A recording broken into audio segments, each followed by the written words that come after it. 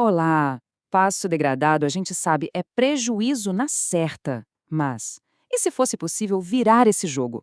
Transformar o que hoje é um problema em uma fonte de lucro? Pois bem, neste nosso encontro vamos ver um verdadeiro guia, um passo a passo, para revitalizar pastagens e turbinar a produtividade da pecuária. A realidade é que uma fatia enorme das nossas pastagens, que são a base de toda a pecuária brasileira, está produzindo muito, mas muito abaixo do que poderia. E isso, olha, não é só um problema para o meio ambiente, não. É um golpe direto no bolso do produtor, que afeta o banho de peso do gado e, claro, o lucro da fazenda. Para a gente encarar esse desafio, montamos aqui um plano de ação bem claro. Vamos começar entendendo o problema a fundo. Depois, a gente mergulha de cabeça no planejamento, decide o preparo do solo, acerta a mão na adubação e, para fechar com chave de ouro, garante a semente certa. Vamos juntos nessa jornada! Seção 1. O problema do pasto degradado. Bom, o ponto de partida é sempre o mesmo: entender exatamente com o que a gente está lidando. Afinal, não dá para consertar uma coisa sem saber o que quebrou, não é mesmo? Mas, na prática, o que é um pasto degradado? É bem simples de entender. Pensa numa área que produz pouco capim. Pouco capim significa menos comida para o gado. E menos comida, bom, significa menor ganho de peso, menor produção. E a causa, na maioria esmagadora das vezes, é um manejo que não foi o ideal ao longo do tempo. E agora, a gente entra na etapa que, olha, define o jogo: o planejamento. Cada decisão que a gente toma aqui é como se fosse um tijolo na construção de um pasto de sucesso.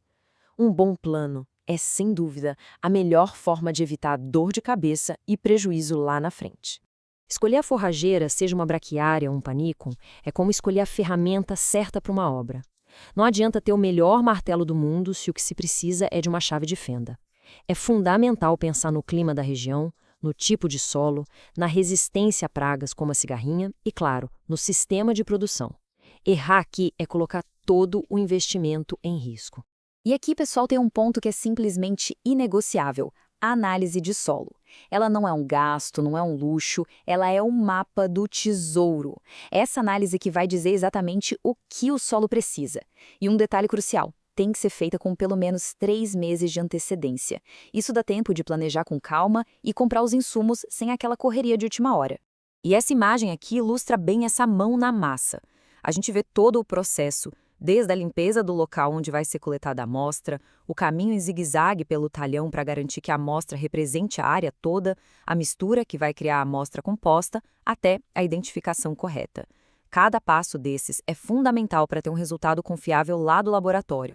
Então vamos recapitular os pontos-chave para não ter erro. Primeiro, dividir a área em talhões que sejam parecidos entre si. Depois, coletar de 20 a 30 pontos diferentes naquele esquema de zigue-zague. E por fim, misturar tudo muito, mas muito bem. É esse capricho que garante que aquele meio quilo de terra enviado para o laboratório seja um raio-x preciso de toda a área. Com o planejamento na mão, a gente chega numa encruzilhada: como preparar o solo. Essa escolha entre o método convencional e o direto vai impactar o custo da operação, o tempo de trabalho e, talvez o mais importante, a saúde do solo para os próximos anos. A pergunta que não quer calar é essa, né? E a resposta tem o poder de definir o sucesso e a sustentabilidade de todo o trabalho que vem pela frente. Vamos colocar as duas opções lado a lado para ficar bem claro. De um lado, o método convencional: revolve a terra, gasta mais combustível, deixa o solo nu, exposto à erosão da chuva e do vento. Do outro lado, o plantio direto. Ele mantém a cobertura do solo, segura a umidade, aumenta a matéria orgânica e, no fim das contas, economiza dinheiro. A escolha inteligente parece bem clara, não é? E o mais legal é que o plantio direto não é uma tecnologia só para grandes fazendas, não. Como a gente vê aqui nas imagens, existem desde semeadoras super modernas para áreas planas até equipamentos de tração animal que funcionam muito bem em terrenos mais inclinados. Ou seja, é uma solução democrática e acessível. Bom, com a cama pronta, é hora de servir o banquete. A adubação é o que vai dar energia para o pasto arrancar com tudo. E é bom lembrar: a receita desse banquete vem direto daquela análise de solo que a gente fez lá no começo. Nada de achismo por aqui. O primeiro passo para nutrir esse solo é a calagem. Pensa nela como se fosse um antiácido para a azia da terra. Quando a gente aplica calcário, a gente corrige essa acidez e permite que a planta consiga absorver muito melhor os outros nutrientes. É como abrir a porta para a fertilidade poder entrar e fazer a festa. E qual o resultado disso na prática? Olhem só este número: é de cair o queixo. A produção de matéria seca, que é o capim de verdade, o que alimenta um animal, aumentou mais de 400%. A gente saiu de 2 toneladas para quase 9,5 toneladas por hectare. O investimento no calcário se pagou várias e várias vezes. Depois do calcário, vamos falar do fósforo. O gráfico aqui não mente. Quanto mais fósforo, mais capim. Simples assim. O fósforo é como se fosse o construtor das raízes da planta. E com raízes fortes e profundas, a planta se estabelece mais rápido, cobre o solo e sai na frente da concorrência com as plantas daninhas. Por fim, o nitrogênio, o acelerador do crescimento. Com o solo já corrigido e bem fosfatado, é ele quem dá aquele empurrão final, o grande impulso na produção. Mas atenção, tem um porém.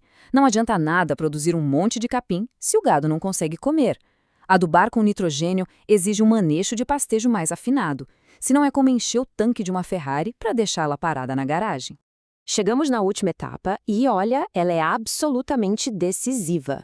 Não adianta nada arrumar a casa toda, preparar o solo, adubar certinho, se a semente, que é o começo de tudo, não tiver qualidade. É o tipo de erro que pode jogar todo o investimento no lixo. E como é que se sabe se a semente é boa? A resposta está numa sigla, VC, de valor cultural. Ele é uma conta bem simples que junta a pureza da semente, ou seja, o quanto é semente de verdade ali no saco, com a sua capacidade de germinação. Na prática, um VC alto significa que se está comprando mais sementes que vão virar capim e menos sujeira ou sementes mortas. E por que esse tal de VC é tão crucial? Vamos olhar este exemplo prático na tabela, que fica tudo mais claro. A semente da empresa A custa R$ 20,40 o quilo. A da empresa B, um pouquinho mais, R$ 21,89. A diferença parece pequena, mas quando a gente olha o valor cultural, a semente A tem 76%, enquanto a B tem só 54%. Agora olha a mágica, ou melhor, a matemática. Quando calculamos o custo real da semente que vai de fato germinar, a semente A sai por R$ 26,84, enquanto a B dispara para incríveis R$ 45,03. Ou seja, a semente que já era um pouco mais cara na prateleira se torna quase 50% mais cara lá no campo. É a prova de que o foco tem que ser no valor cultural, e não só no preço do quilo. E para a gente fechar, fica a reflexão. O pasto é tratado como um custo, algo que precisa ser cortado a todo momento, ou ele é visto como o principal investimento da fazenda? A forma como se responde essa pergunta define o futuro da produtividade e da lucratividade do negócio. Pensar no pasto como um ativo valioso é, sem dúvida, o primeiro grande passo para a transformação.